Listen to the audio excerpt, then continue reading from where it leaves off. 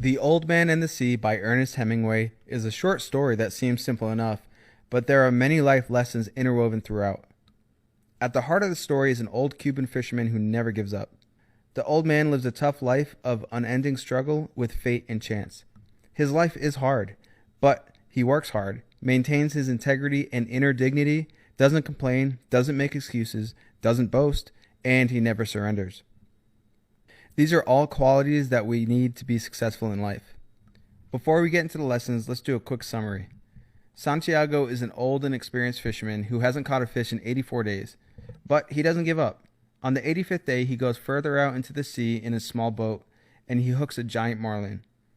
He battles the majestic fish for 3 days and never gives in. After 3 days of unrelenting persistence, determination, and grit, he pulls the fish close to the boat and kills it with a harpoon. The fish is too big to fit in his boat, so he ties it to the side and heads home. On the way back, his marlin is picked apart by successive groups of sharks until the magnificent fish is eventually nothing but bones. It's such a short and simple story, yet it's chock full of complex concepts like failure versus success, man's relationship with nature, heroism, nobility of character, understanding and respecting nature, fate and chance, pride, and what it means to be a man. Lesson number 1, never give up. And I quote, "A man is not made for defeat. A man can be destroyed, but not defeated." This is the underlying theme of the book.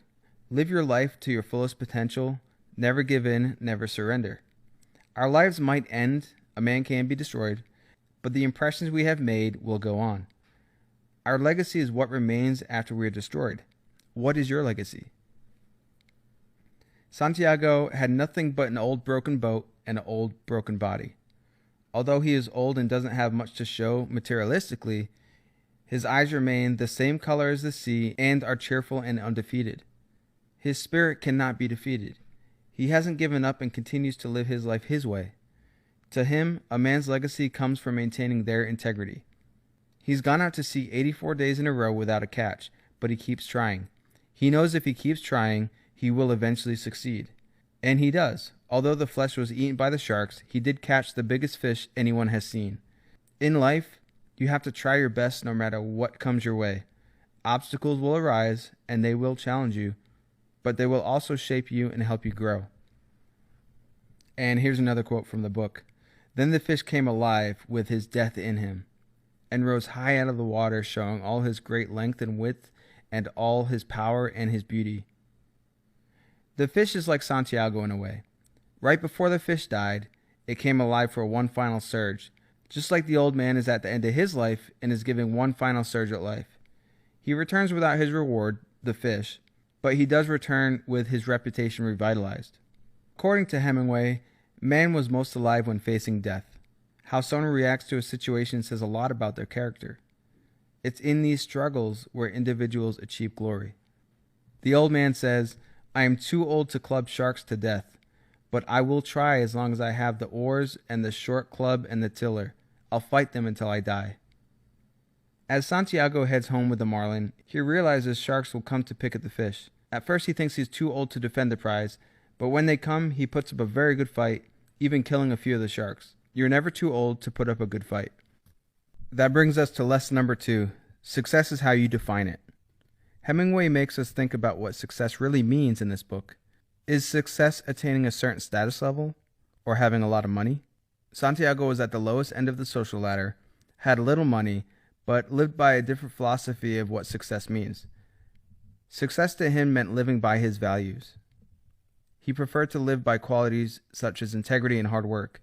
He didn't wait for success to come to him. He tried to seek it out. He battles a huge fish, survives by pure grit and determination, killed a couple sharks in defending his catch, but eventually failed. Although he failed at being a fisherman that day, in a way, he succeeded at being a noble man. Isn't that more important than catching a fish? It's the way you react in difficult circumstances that show your true character. Santiago recognizes his failures and acknowledges them. He knew he went too far out into the Gulf, and he fought the sharks off even though he knew it was useless. He's willing to admit when he makes mistakes. It takes a strong person to be able to admit your mistakes. We all make mistakes. but we are not all willing to say so. Lesson number 3 is to be grateful for what you already have. And I quote, "Now is no time to think of what you do not have. Think of what you can do with what there is. Be grateful for what you have and use what you have to the best of your ability." Santiago's world is extremely tough. They survive day to day on what they can catch in the sea. He has little food, and his friend Manolin sometimes brings him sustenance. And with what little he has, he is still grateful. Now, most of us are much, much more fortunate than that. Lesson 4 is to be your own man and stop caring what others think or say. As Santiago spits blood into the ocean after a long battle with the sharks, he says, "Eat that, Galanos, and make a dream you've killed a man." In the end, the marlin is reduced to bones, but although his prize is gone and ruined, Santiago is not defeated. He never stopped fighting. The marlin was a beautiful piece of art, and the sharks were its critics. Hemingway may have been trying to tell us something here. He received a lot of criticism around his books, especially Across the River and Into the Trees in 1950, when he was 51 years old. He wrote Old Man in the Sea after that. So key point here is, in life you will achieve things and make works of art, but there will always be critics out there to tear it down. Don't let that stop you. Do what's in your heart and don't worry about what people think about it. If they tear it down, they either are envious or they don't understand it. And another great quote, "If the others heard me talking out loud, they would think that I am crazy. But since I am not, I do not care." Again, Santiago really doesn't give a crap about what anyone thinks. I think that's something that comes naturally with age. For the men out there, we've all been in the men's locker room, and it's plain to see that old guys don't really care what you're thinking about them. I mean, they're walking around the locker room naked. So don't let it take until you're 70 years old to have that mentality. Stop caring right now. The younger fishermen laugh at Santiago, and the older ones look at him and feel sad, but he does not mind. And another good quote, "He knew he had attained humility, and he knew it was not disgraceful and that it carried no loss of true pride." What makes a hero? Santiago is undefeated, undeterred, and unaffected by the pity or contempt of others. To me, that is more courageous and admirable than someone with money who had to lose their integrity along the way. Don't get me wrong, money isn't evil, and many people have both wealth and integrity. Okay, moving on. Lesson 5. Work hard, persist, and do not depend on luck. Santiago said, "To hell with luck. I'll bring the luck with me." And he also said, "Every day is a new day. It is better to be lucky, but I would rather be exact. Then when luck comes, you are ready." Santiago doesn't rely on luck. He defies luck by working hard and being ready for when opportunities come. Make your own luck. After 84 days without a fish, he continued to work hard and keep trying. He's been unfortunate lately, but he knows if he keeps persisting, his hard work will pay off. Anyone can have luck, of course, but not everyone can have determination, skill, and perseverance. Santiago knows this and therefore believes in his ability rather than chance. He doesn't take shortcuts, he just works hard. Lesson 6. Do not complain. Santiago said, "Pain means nothing to a man." And another good quote from the book, "He was shivering with the morning cold, but he knew he would shiver himself warm and that soon he would be rowing." Santiago endures pain and hardship, but he presses on. Even when cold, hungry, thirsty, and facing death, he simply did what needed to be done. He didn't complain, he didn't pity himself, he just took action. At one point, his hand was cut badly from the fishing line, but that didn't stop him, and it didn't cause him to whine. He just pressed on. We could use a lot more of that in today's world. Lesson 7. Be humble. Manolin, and I don't even know if I'm saying that right, but the little boy stated, "Who is the greatest manager, really, Luke or Mike Gonzalez? I think they are equal, and the best fisherman is you." The old man says, "No, I know others better." "Que va," the boy says. "There are many good fishermen and some great ones, but there is only you." The old man says, "Thank you, you make me happy. I hope no fish will come along so great that he will prove us wrong." Now let your actions speak for you.